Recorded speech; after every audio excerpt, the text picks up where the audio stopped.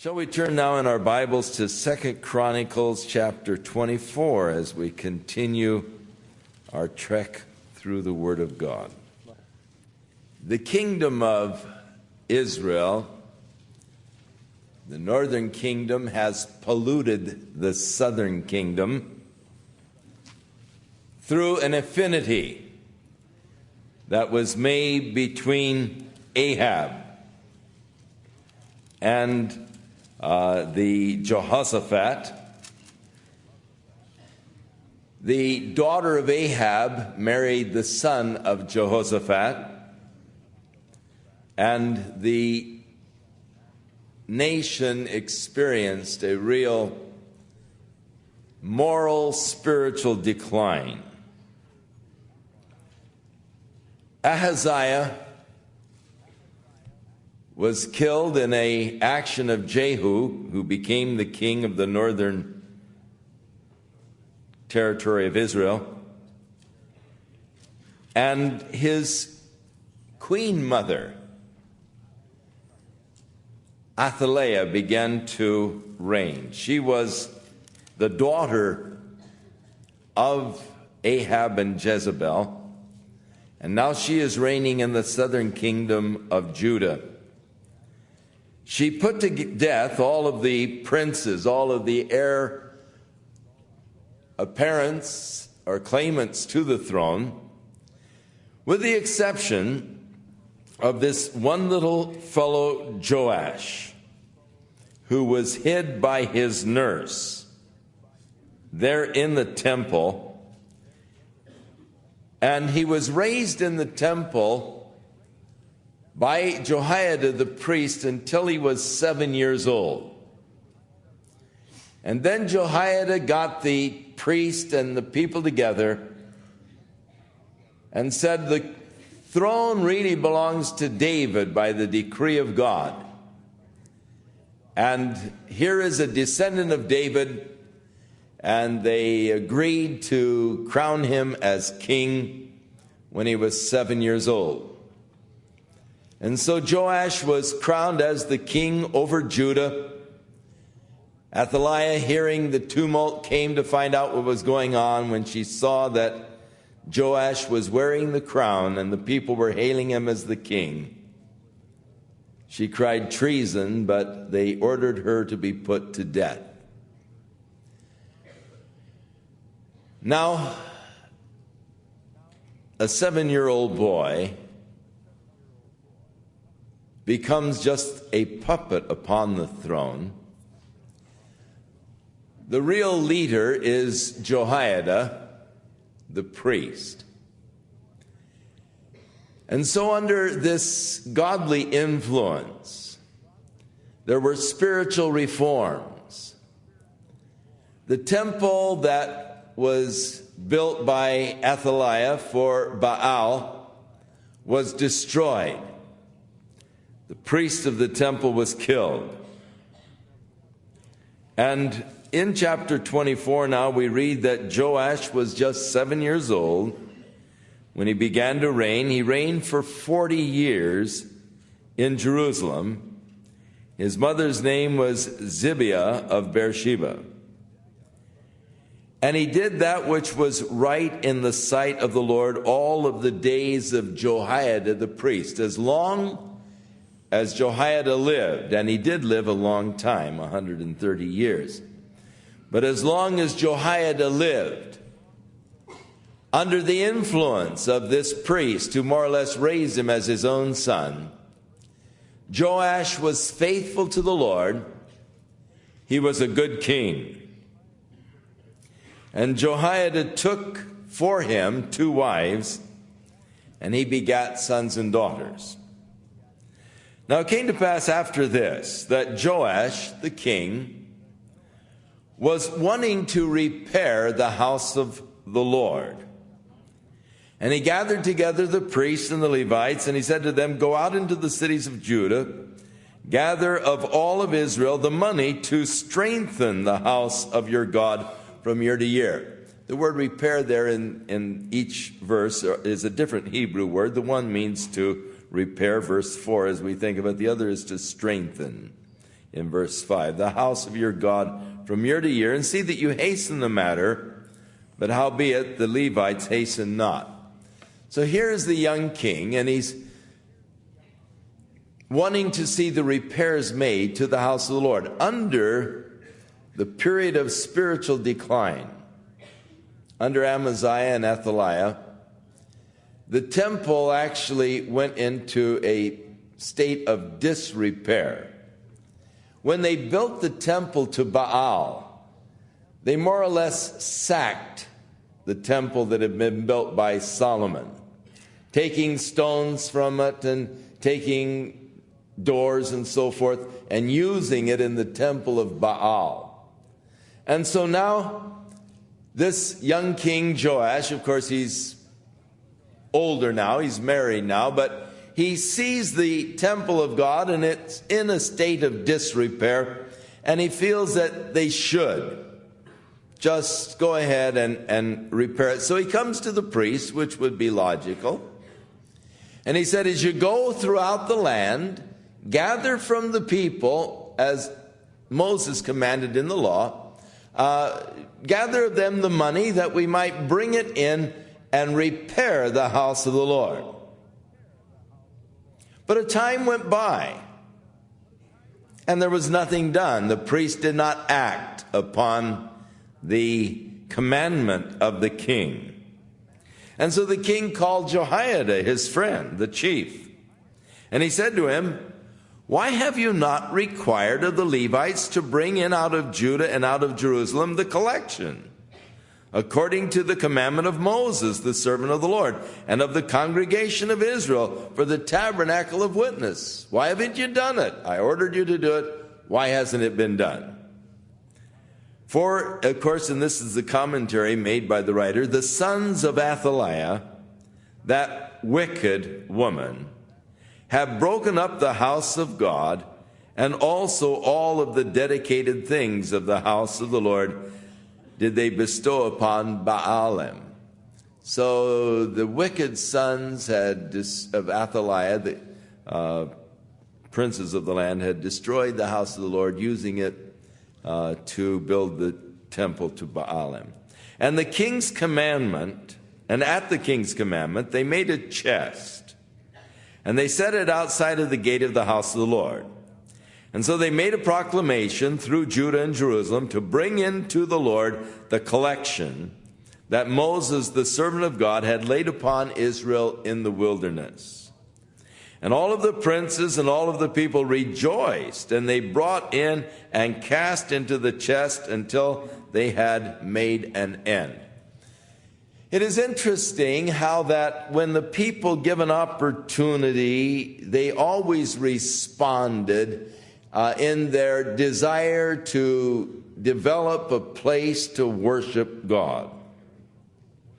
You remember in the wilderness when Moses was going to build the tabernacle, and all of the instruments for the tabernacle with the gold and the silver and so forth, that they announced to the people of Israel, now bring in your gold and the silver, your offerings, that we might build this tabernacle to the Lord.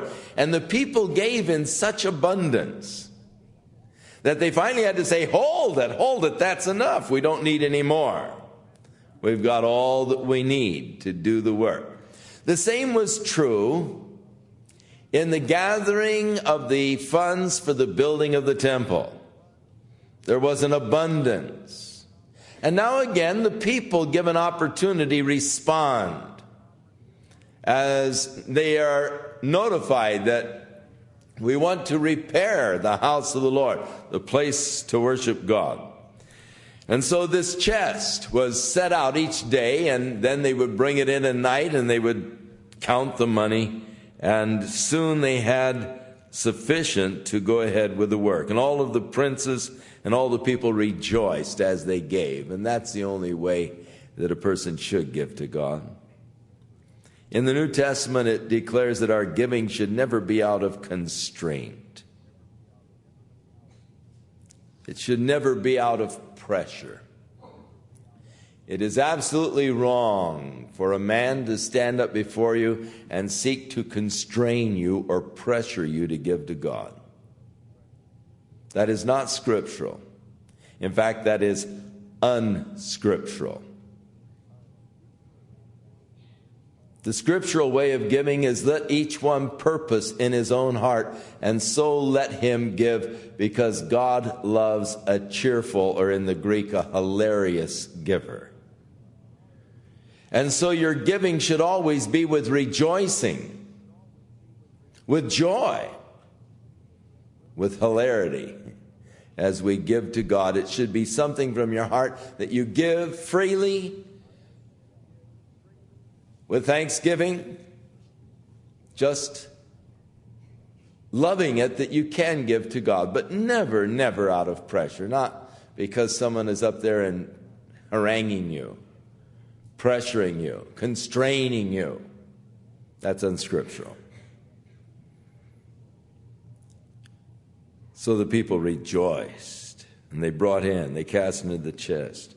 Now it came to pass, when the chest was brought into the king's office by the hand of the Levites, when they saw that there was much money, the king's scribe and the high priest's officer came, and they emptied the chest. They took it and carried it to the place again, and thus they did day by day, and they gathered money in abundance. Or even they come in and dump the money in the treasury, and then set the box out there again the next day. And the king and Jehoiada gave it to such as did the work of the service of the house of the Lord. So they hired the carpenters and the masons and those that would repair the house of the Lord, and also such as wrought in iron and brass to mend the house of the Lord. So the workmen wrought, and the work was completed by them, and they set the house of God in his state and strengthened it. And when they had finished it, they brought the rest of the money before the king and Jehoiada, whereof were made vessels for the house of the Lord, vessels to minister, to offer, with the spoons, the vessels of gold and silver, and they offered the burnt offerings in the house of the Lord continually all the days of Jehoiada. So the temple worship was restored. The temple itself was restored. There was a outward spiritual movement. But Jehoiada waxed old, was full of days when he died at 130 years old. And they buried him in the city of David among the kings, because he had done good in Israel, both toward God and towards the Lord's house. That's a great commendation for the man. He did good for the Lord and toward the Lord's house. But after the death of Jehoiada, the princes of Judah made obeisance to the king, and the king hearkened to them. Joash evidently was a weak man, easily influenced. As long as Jehoiada was alive, exercising spiritual influence over him, he did well. They initiated the spiritual reforms. They had instituted afresh the worship of the house of God. But as soon as Jehoiada died, the princes of Judah came to him and did obeisance to him, and no doubt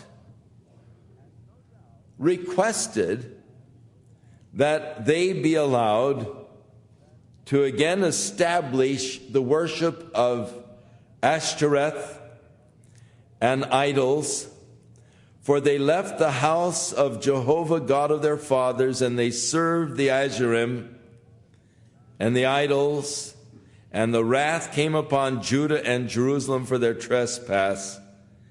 And yet he sent prophets to them to bring them again unto the Lord, and they testified against them, but they would not give ear. So at the death of Jehoiada, there was an immediate spiritual nosedive. Strange indeed how that the people can often be serving God on the surface, but in their hearts there is still idolatry. That concerns me very deeply. We have seen even in our lifetime certain spiritual movements where it became sort of the in thing. The Jesus people. The in thing to say I'm a Christian or I'm born again. We had all kinds of people claiming to be born again. It was a movement. But in many cases, only shallow, only surface. In their hearts, there was still idolatry. And as soon as the movement passed, so many fell right back into the old patterns of the old life and began to worship Asherim and their idols once again. Such was the case in Judah. In the hearts of the princes, though they went along with the system, as soon as Jehoiada died, they came and asked the king that they might reinstitute the worship of Asherim, which was the worship of the female sex goddess, the Ashtoreth or the Ashtart or the Venus of the Greeks. And the prophets came and they began to prophesy against the wickedness, but they would not give ear. And the Spirit of God came upon Zechariah, who was the son of this godly priest, Jehoiada, that had raised Joash. So Zechariah was probably a contemporary, well, older. He would have been older than Joash, but yet well known to Joash because he is the son of Jehoiada. And Zechariah came and he stood above the people and he said to them, "Thus saith God, why do you transgress the commandments of the Lord, that you cannot prosper? Because you have forsaken the Lord, he hath also forsaken you." So the question, why do something in which you can never prosper? Forsaking God, you'll never prosper if you forsake the Lord. Why would you take this path in which you cannot prosper? Jesus said, what would it prosper a man or profit a man if he would gain the whole world and lose his own soul? Going after worldliness can never bring you spiritual prosperity. Why would you do it, he said? And because you have forsaken the Lord, he has forsaken you. Now, they conspired against him, and they stoned him with stones at the commandment of the king in the court of the house of the Lord. So as this prophet Zechariah, the son of Jehoiada, prophesied against what the people were doing, this King Joash, who had instituted the spiritual reforms and all, ordered him to be stoned to death by the people. And thus Joash the king did not remember the kindness which Jehoiada his father had done unto him, but he slew his son. And when Zechariah was dying, he said, "The Lord look upon it and require it." A little different from Stephen when he was stoned. When Zechariah was dying, he sort of said, God, get even with him. Take care of him. But we remember when they were stoning Stephen in the New Testament, as he was dying, he said, Lord, lay not this sin to their charge. Receive my spirit. Of course, he had had the example of Jesus. And on Thursday night, we'll be looking at this portion where, as they placed him on the cross, Jesus said, Father, forgive them. They know not what they do. The first words of the cross. And then the last word of the cross is, Father, into thy hand I commend my spirit. Stephen, in his stoning, took the first and the last words of the cross. Father, don't lay this sin to their charge. Into your hands I commend my spirit. But not so with Zechariah. And of course, the Old Testament prophets were cut from a different cloth. I like them. I can identify with them. I can identify with David as he prays for those enemies of God. Do not I hate them that hate thee. I hate them with a perfect hatred. And then he says, break their teeth in their mouths. Smash their noses, you know. I can dig that. I find it hard to turn the other cheek. And yet, because my Lord commanded me to, I do. But that's what submission is all about. You know, submission isn't doing what you want to do.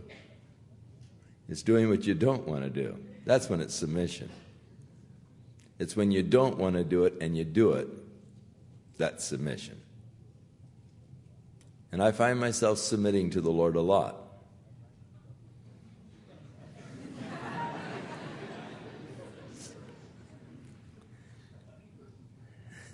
My old nature is just as corrupt as yours. I mean,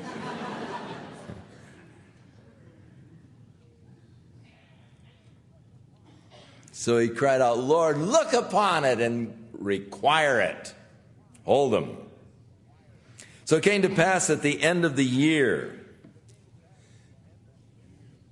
the spiritual decline, and at the end of the year, the host of Syria came up against him. They came to Judah and Jerusalem and destroyed all the princes of the people from among the people. These princes that had come to the king and asked that they might again reinstitute the worship of the Asherim. They were killed by the Syrians. And they sent all of the spoil of them back unto Damascus. The Lord did require it of them. For the army of the Syrians came with just a small company of men, and the Lord delivered a very great host into their hand, because they had forsaken Jehovah God of their fathers. And so the hosts of the Syrians actually were executing God's judgment against Judah. So here it is. God is going to judge these princes for their evil. What does he do? He brings Syria as his instrument of judgment. God oftentimes uses another nation to bring judgment upon his own people. Now, many times the people of God find that difficult when God uses a more wicked nation as his instrument of judgment. It would be if God would use Russia today as an instrument of judgment against the United States. We'd say, but God, they're godless atheists. Well, I oftentimes wonder just what is worse. Being an avowed atheist, or avowing to believe in God but living as though God did not exist. And I often think that it is a worse blasphemy to say, well, I believe in God, and yet live your entire life as though God did not exist, ignoring God, than just to say, well, I'm an atheist, I don't believe in God. When God told Habakkuk that he was going to use the Babylonians as his instruments of judgment against Judah. Habakkuk said, but Lord, they're more wicked than we are. Is that right? God oftentimes uses the enemies of his people as his instruments of judgment, and thus was the case. Syria came, just a small group of Syrians. But God delivered the host of Judah into the hand of the small band of Syrians, for God had forsaken them. They had forsaken God, the prophet said, and thus the Lord has forsaken you. It is wrong to think that our country is strong because we have great military technicians, because we have modern instruments of war, because we have a few good men. The country is strong as it trusts in God. And a nation that forsakes God has really no strength.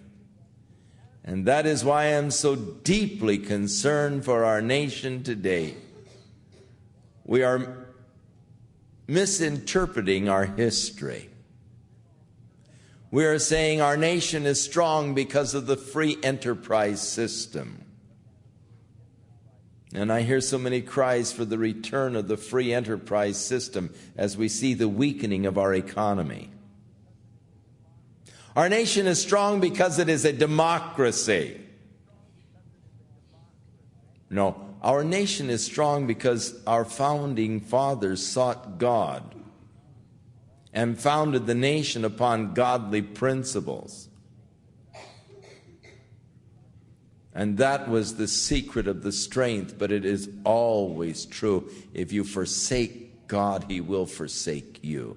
And God forsook them, and thus a small band of Syrians was able to overtake them and was able to take the spoil and carry it back to Damascus.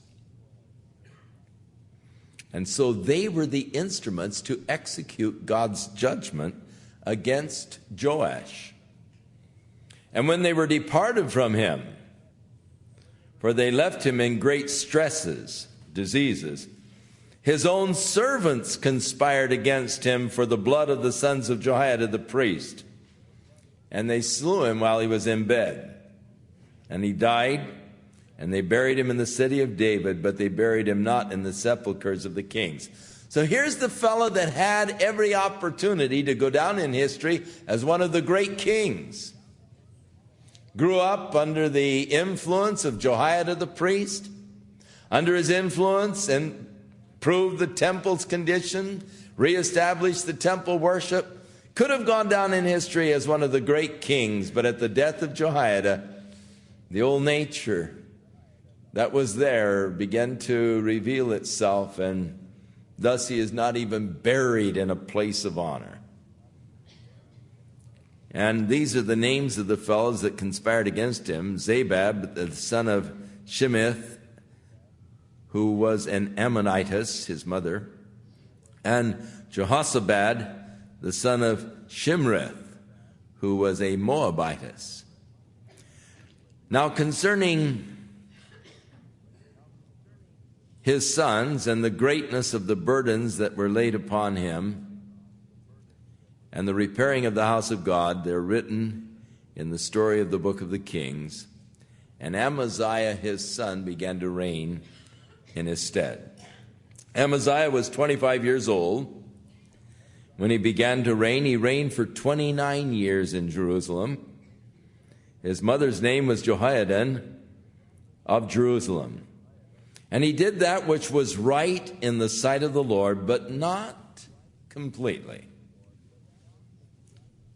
He was, sort of so-so.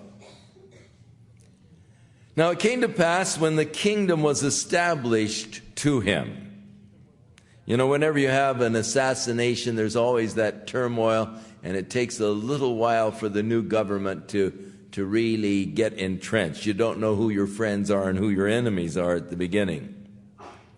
So as soon as he was firmly established, he then slew the servants that had killed the king his father. But he did not slay their children, but followed the law of Moses, where the Lord commanded, saying, the fathers shall not die for the children, neither shall the children die for their fathers, but every man will die for his own sin. And moreover, Amaziah gathered Judah together, and he made them captains over the thousands and over the hundreds, according to the houses of their fathers throughout all of Judah and Benjamin.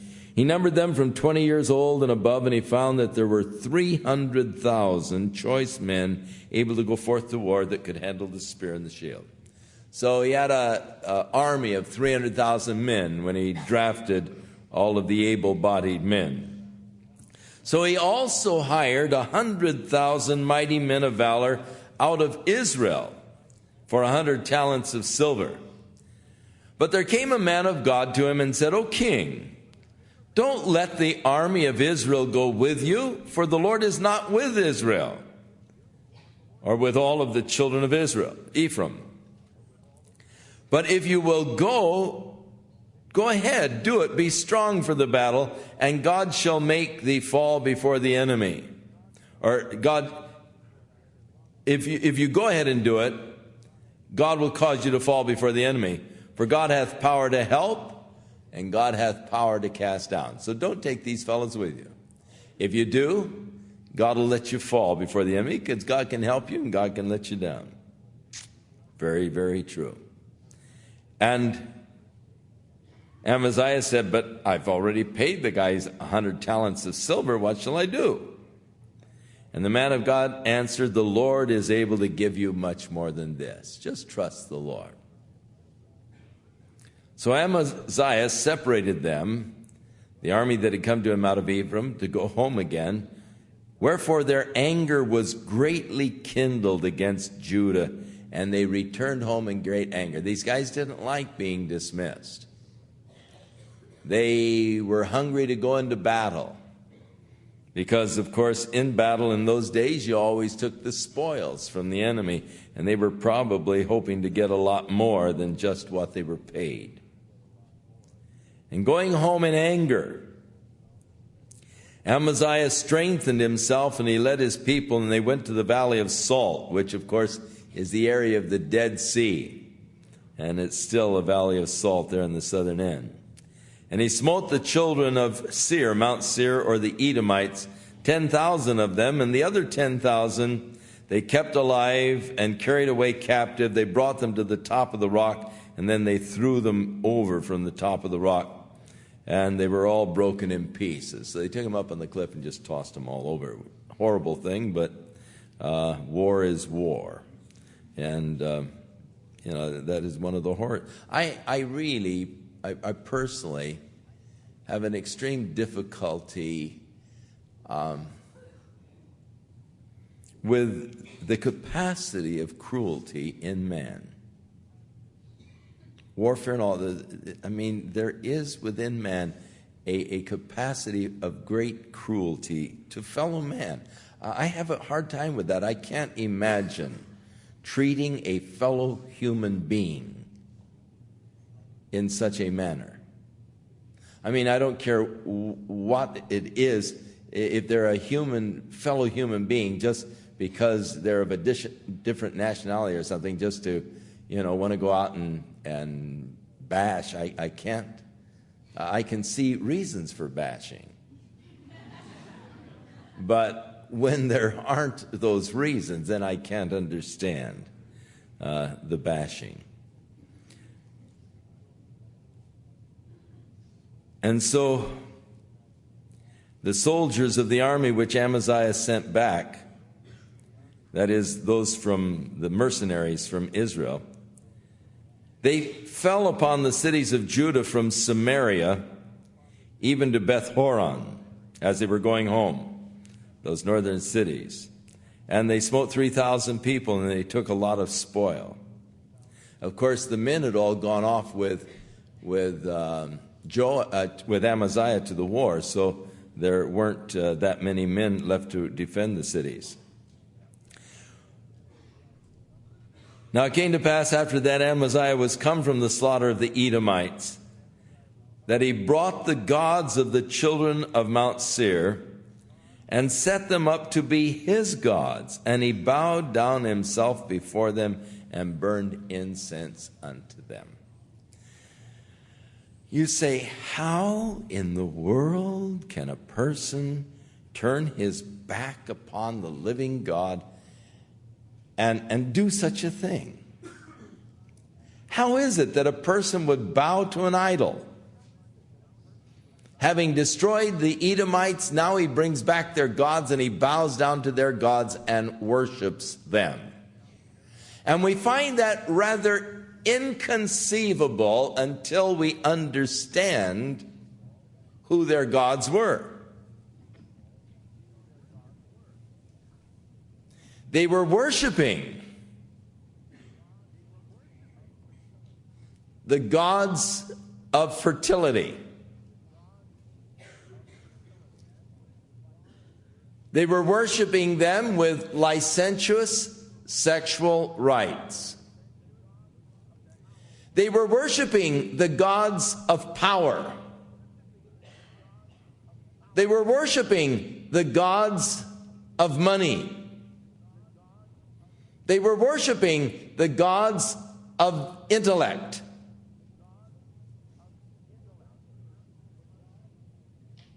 Now, do you have such a hard time understanding why they turned from the living God?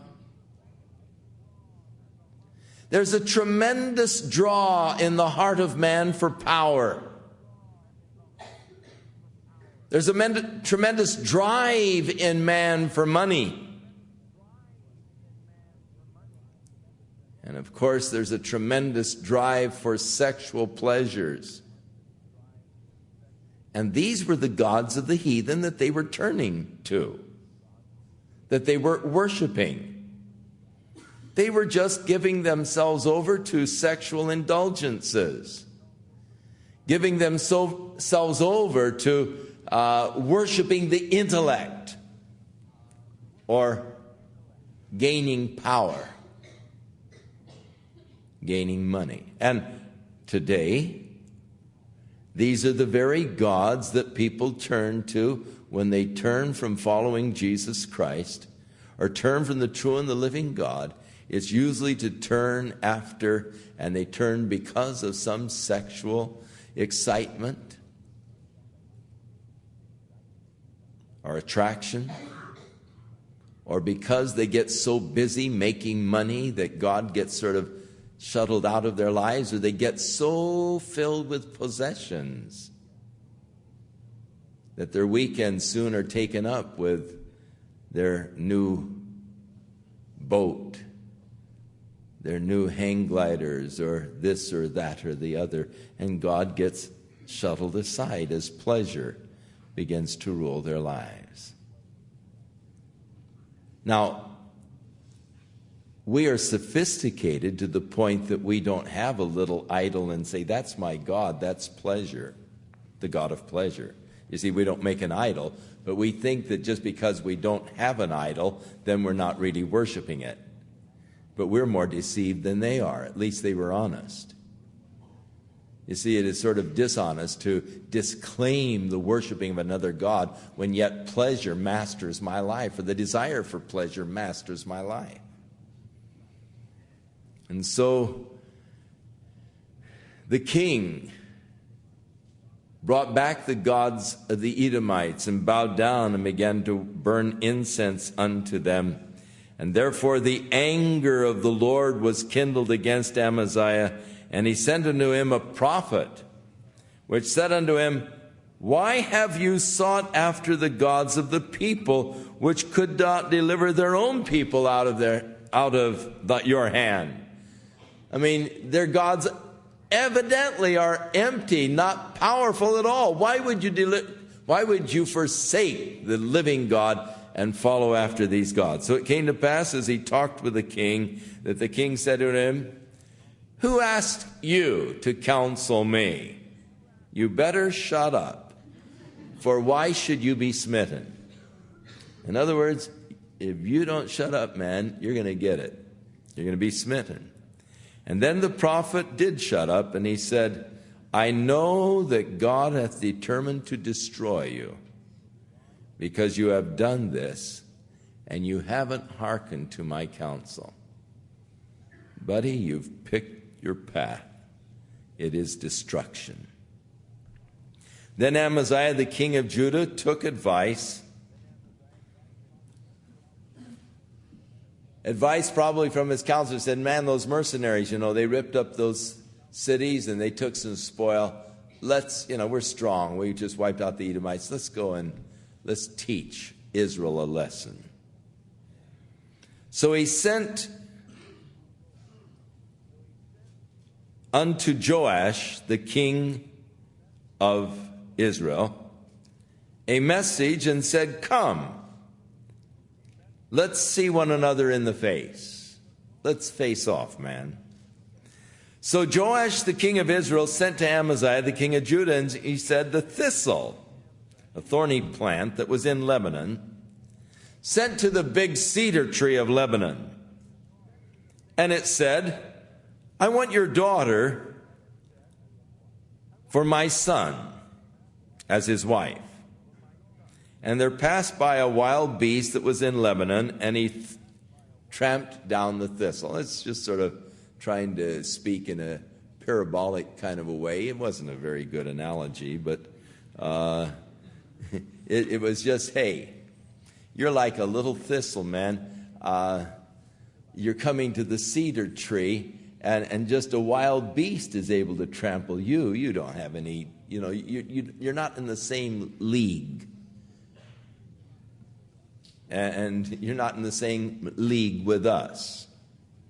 So you say, lo, you have smitten the Edomites, and your heart now is lifted up to boast.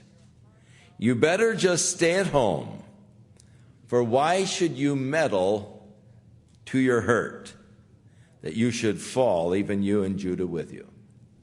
So the king is trying to conciliate him. He doesn't really want to go to war. He is saying to Amaziah, look, you've had victory over the Edomites? Be satisfied, man. You think you're tough, you think you're strong. You really better just stay home and enjoy and savor the victory that you have, because if you meddle, you're going to get hurt. And why should you meddle to your own hurt? Great question. And surely it's a question that we should consider any time we are tempted to meddle around with sin. How many times are we tempted just to mess around with sinful pleasures? To dabble in the area of sin? To meddle with alcohol? To meddle with drugs? To meddle with sex? These things that can destroy us. And the king said, why is it that you meddle to your own hurt? That you should fall? You should be destroyed, and Judah with you, taking down others with you.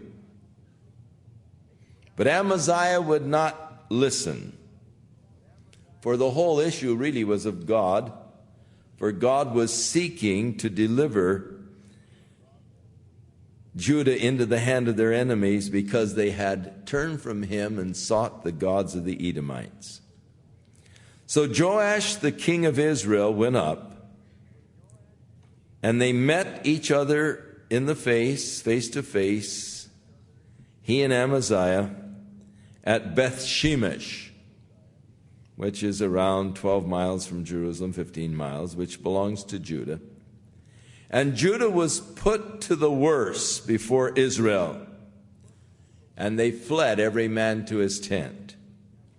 And Joash, the king of Israel, took Amaziah, the king of Judah, the son of Joash, the son of Jehoahaz,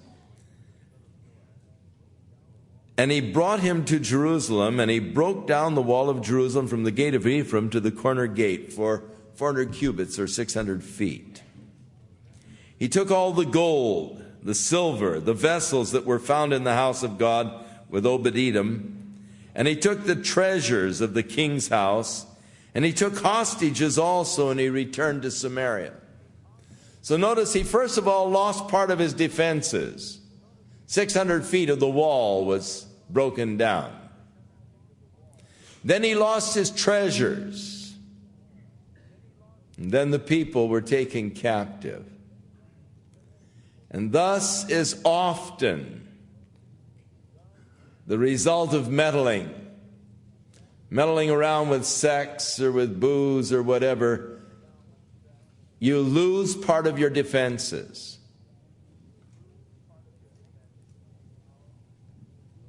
It's an amazing thing how the drugs attack, first of all, your will to resist. So the moment you introduce drugs into your system, they begin to attack that area of your brain that gives you the capacity of resisting. And once they destroy your resisting power, man, you've had it. You're gone. And those who are drug addicts actually have no power to resist. It's been destroyed by the drug. It's insidious in that it does that. And the same with alcohol.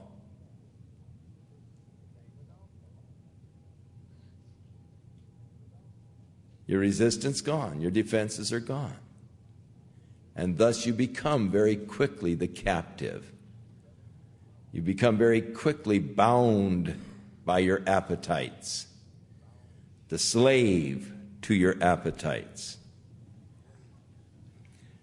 And then he took the treasures. Meddling around with sin, you lose valuable treasure. The treasure of innocence. Oh, as I look at my grandchildren, I see these precious little kids, so innocent. And I think what a beautiful thing it is. But you know, it's sad. It's a corrupt, rotten world. And innocence is so soon lost. The children in the neighborhood coming over, saying naughty words and all.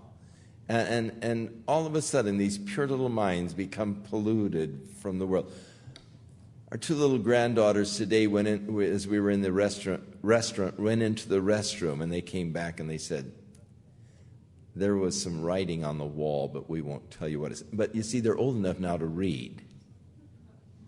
And as soon as they're old enough to read, then there is that, again, loss of innocence just because someone has such a cruddy, filthy mind that they would write dirty words on a restroom wall.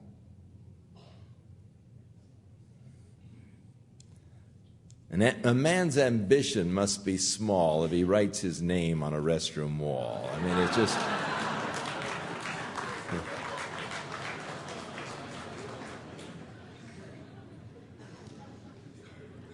The loss of innocence, purity, and then taking captive, the hostages. And how Satan loves to take a person captive. And hostages are usually held against their will. And Satan holds people even against their will.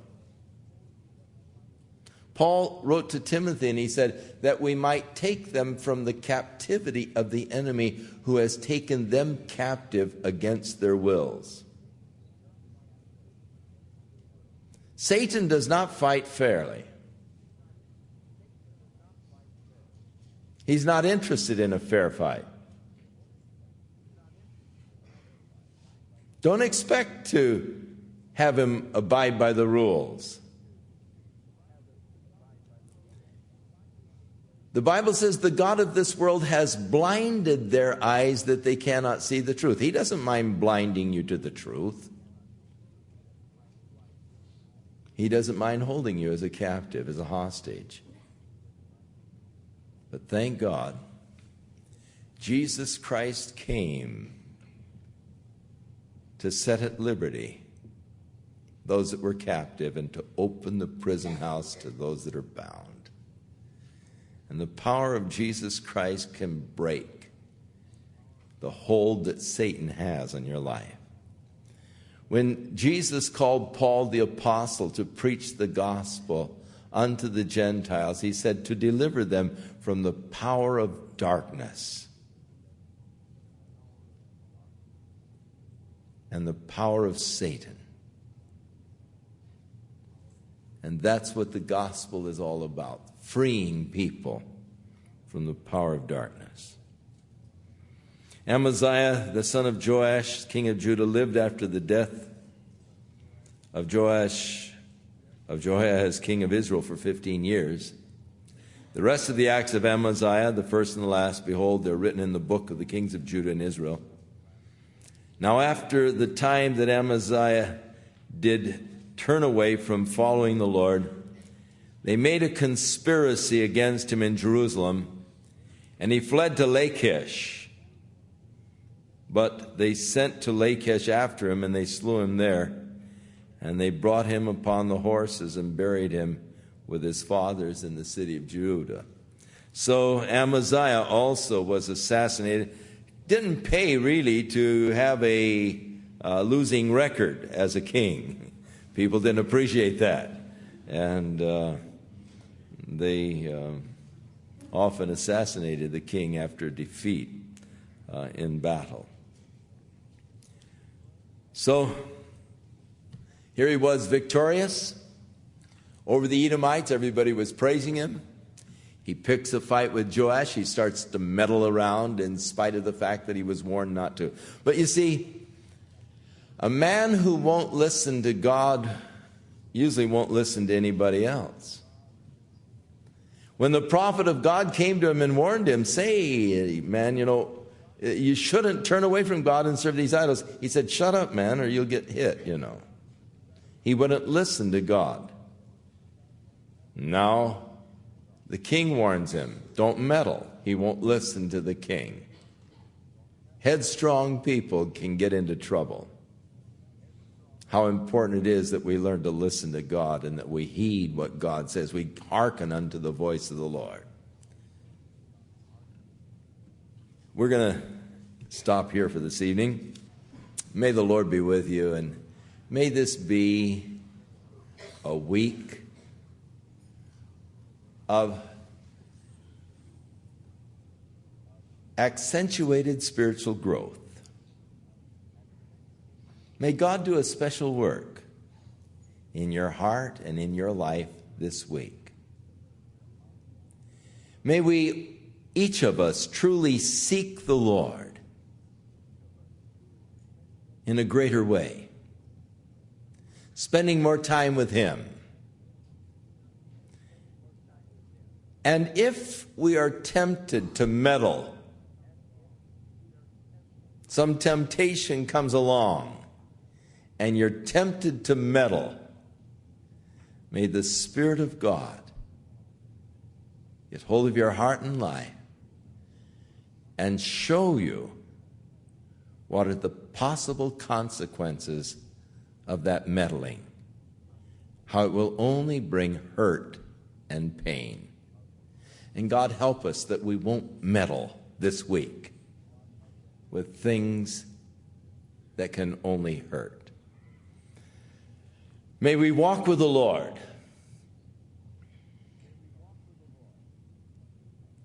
in full fellowship and love. And may we become the men, the women that God wants us to be. Men and women living in fellowship with their Creator, in union with God, in harmony with His purposes. And thus, may we be His instruments to turn this world right side up. God bless you, and make it a special week. In Jesus' name.